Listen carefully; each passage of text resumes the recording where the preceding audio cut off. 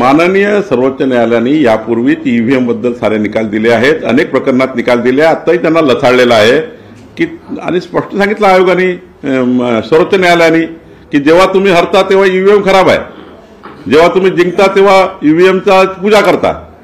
ईव्हीएमने जिंकवलं, काय जल्लोष केला.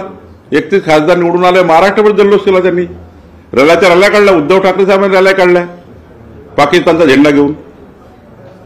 परभणीमध्ये आणि धाराशिवमध्ये पाकिस्तानचा झेंडा घेऊन नाशिकमध्ये रॅल्या काढल्या. नाशिकमध्ये रॅली काढली उद्धवजीच्या खासदारांनी आणि पाकिस्तानचा झेंडा होता. तेव्हा ईव्हीएम खराब नव्हती का? खरं तर हे खोटारडेपणा आहे. म्हणजे तुमचा खासदार जिंकला, पाकिस्तानचे झेंडे घेऊन तुम्ही नाचले परभणीमध्ये, तेव्हा ईव्हीएम खराब दिसली नाही. त्यामुळे खोटारडेपणा आहे. जनता पुन्हा येणाऱ्या लोकल बॉडीच्या निवडणुकीमध्ये यांना लथाळल्याशिवाय राहणार नाही.